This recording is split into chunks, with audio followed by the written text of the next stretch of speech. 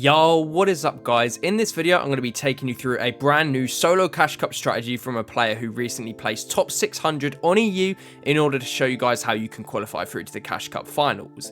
The player is called Donald Duck and he placed 584th with 292 points, and we are looking at his final game, which is his 5-kill third. If you do find this video helpful, please do drop a like and subscribe for weekly videos just like this. Let's get straight on into the analysis. Okay, so starting off the game, Donald decides to land at these two little gas station complexes just above Pump Power and to the left of Demon's Dojo. Now, as you guys can see, there's quite a lot of people around in this area, and what this means is that it leads to him being contested off of spawn.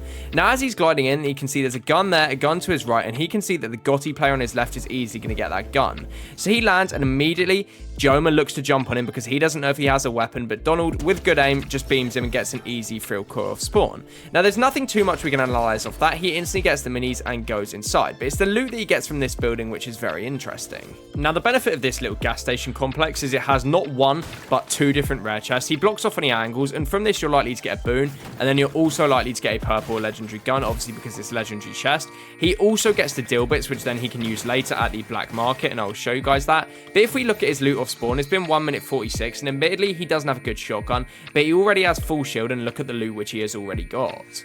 Now, Donald rotates up to these chests where he's lucky enough to get a blue shotgun. So if we look at his loot already, it looks pretty good. But there's one thing that he's missing off of his spawn, and that is metal.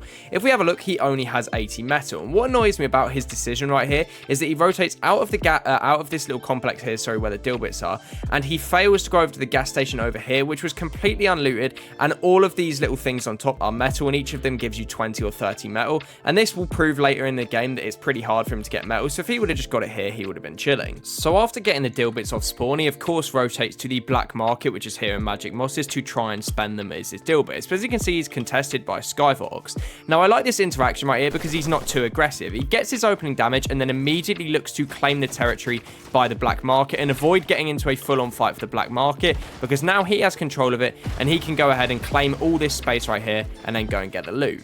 Now, he has placed a recon scanner down as well, so he'll know if anyone's nearby. But what is also good is that he uses the deal bits now, and he uses the gold that he's got to not only improve his loot, as you can see right here, but also to get 6 gold splashes, which are really crucial for how he's going to rotate in the endgame. Now, another thing to note while we just watch him rotate around the black market is that look at the timeline of his kills. He gets 1 kill off the spawn and the remaining 4 kills in the endgame. This is perfect and exactly what you want. You want to minimize the amount of mid-game fights you take in the solo cash cup, as if you die, you've basically just wasted a game. Now, as I said earlier on, I like how he's looking in this game. However, one thing he's still lacking is his metal. So he decides to rotate from the black market in Magic Mosses around the top of the zone right here towards Pump Power. As we know, the entirety of Pump Power is made out of metal, so he just utilizes this and farms up metal for the next 2 to 3 minutes in Pump Power. Now, after he leaves Pump Power, he has 135 builds, and he has capped metal. But what has this time cost him? Well, the 2 to 3 minutes that he spent sat in Pump Power now means that he's stuck on the edge of zone. But he's lucky, because the zone is pulled pretty central, he's not really stuck on congested side, as not that many players have had to rotate in due to it being a center zone. So he gets a pretty free rotate where he can just run more towards center. So now we're in this situation. It's the 5th zone is just popped, and if we look at where Donald is positioned, he's positioned pretty on edge. Now, we know that it's likely to pull center, so he needs to rotate, because if he doesn't rotate all these players from pumped, which we have 1, 2, 3, 4, 5, 6, 7, 8, 9, 10, 11, 12,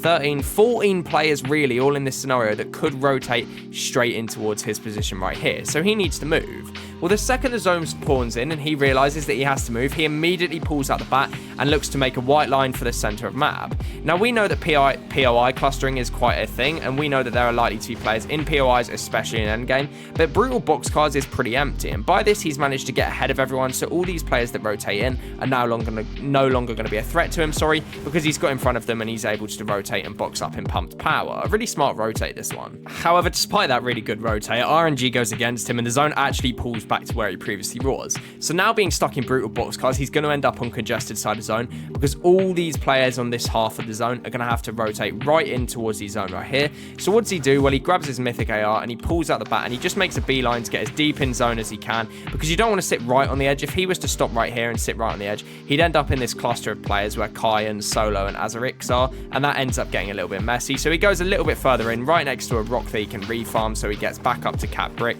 and just sits here staying low key. I think this angle really shows the sort of mess he would end up in if he would have stayed in his previous position right there. He would have ended up in this cluster of players down here, which are all getting into fights with each other, and it's all getting very messy, and it's going to get messier as he's just pulled a max distance zone. Now, he knows that he has to rotate this, and I'm going to commentate over this rotate. So what he does is he pops the gold splash, holds out the bat, and immediately looks to go around the right-hand side. He's chosen the right-hand side, and he's going to try and loop over the mountain. So let's see how he gets on. Nice staggering wood here, and he looks to continue making advancements. The zone hasn't even started coming in yet, and he's already in much better position. He was all the way back here, now he's all the way back here. Rotating early is a massive thing in this meta.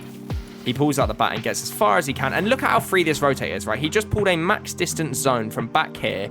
And all these players were with him at the same time. These players all pulled the same zone. They stayed in place. He took the initiative and rotated up over this mountain. And now he got a free rotate. He's fully in zone. He didn't use that many mats, and he didn't even get tagged once. That's an insanely good rotate and just shows the power of rotating early, especially using the bat. Again, similar story. He doesn't pull the 8th zone. He's actually been quite unlucky with the zones. But he takes a little moment just to scout out his rotate before popping a gold splash, which obviously he got from the black market earlier, and looking to get as far forwards as he can before the other players start shooting him. The second he gets shot at, it's inevitable. He boxes up. He has the healables in his inventory, so he's just going to heal back up. But by taking that extra bit of damage, he's now put himself way further ahead on the rotate than all of these other players. Okay, so now there's about 4 minutes left of the game. He's got 350 mats, and he gets a further 4 kills and ends up placing 3rd. In this position with his match, you wouldn't expect him to get this far. I'm going to live commentate over the remaining 4 minutes. I did this in the previous video, and you guys really liked it, just to share my thoughts with exactly what he's doing. So let's start off. Here he's going to use the bat probably to rotate because he doesn't pull the good zone if you look in the bottom corner. This whole time he's just scouting and deciding when the perfect time to go. He then uses the bat and places a ramp obviously to get extra movement.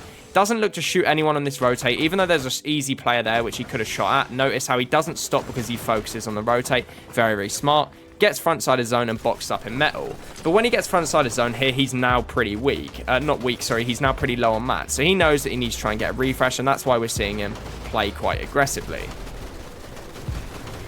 He's not going to be able to get any loot off Rocchicchio. That drops him in the box, gets the nice piece, does get a bit of metal. Can't quite close out the elim just yet, and he doesn't chase the player. That's something I really like to see. Sometimes if you chase too much, you end up losing sort of track of the rotation. He doesn't chase that too much, and he focuses back on the rotate. But now he knows he needs a refresh. He's only got 23 builds.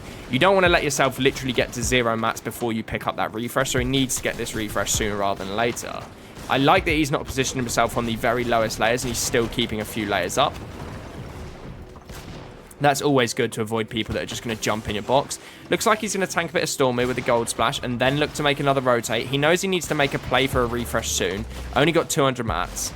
Now only got 8 builds, so he really has to try and jump in. I'm interested to see how he turns this into a third, with 4 kills. Drops down. He's looking to jump in. We can see goes straight for the wood. That's the right idea, but there's no one in there. Going to spray on that unaware player there. Audio in endgame's not great. He picks up a pretty free refresh. Only has 2 builds though. How much loot does he get off this? 1 pumps the player in the box. That's a lovely play. Now he has 65 mats. He needs to elevate himself and get out of this scrappy scenario. There you go. Looks to elevate himself immediately. Nice play. Doesn't need to jump in on anyone, and he realizes that now. Elevates a few layers already. Still got 10 hard builds. This is really nice play. What he's doing is he's jumping in on players when he needs, and once he gets the refresh, he's just focusing, rotate, and playing extremely safe. Here, we're not really looking at him aggressing on anyone. We're looking at him just focusing the rotate once again. When he has mats, he focus rotates. When he starts to run out of mats, he starts to look to pressure other players like we're seeing right there. Here might be a free opportunity for a kill. Nice, catches that player off guard, sorry. And again, only gets Cypher mats off that body, but it's all right with only 10 players left. He has 400 mats. Doesn't look to shoot that player, just focuses getting to the front side of zone. Apologies for the stumbling while I'm commentating over. Now only down to wood though, 17 builds again, so I'm interested to see how he goes for a refresh. Is he going to follow the strategy of going front side and looking to jump in? It looks like it. Here we go. We see him go front side low, and this is because he doesn't have much mats, so he drops to low ground. When you have lots of mats, you want to be in a higher layer. When you don't have as much mats, you want to drop to low ground, as this is where weaker players are likely to be. Not always, but there you go. A Russian player right there who's a lot weaker. He goes down to the storm. Again, goes front side of zone here, utilizing the bat but with only 2 builds. He has to make a play for someone. There's players running around outside his box on low ground. He's played this well to get to the top 5. At this point, he's already pretty much secured qualification. He knows that, which is why we're now going to see him get aggressive.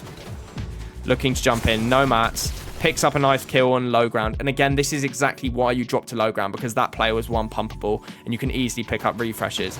That kill alone just got him 3 points. Gonna pop the big pot. Here I would have liked to see him rotate in because he still has 5 builds. Elevates himself, should have covered his top right there instead of covering the wall, and that does end up punishing him. But at this point, he's already on 292 points, and he's already qualified through to finals. A really well played game, and I look forward to reviewing another player next week. If you did enjoy this video, please do drop a like, subscribe, and I'll see you in the next one. Peace out from me.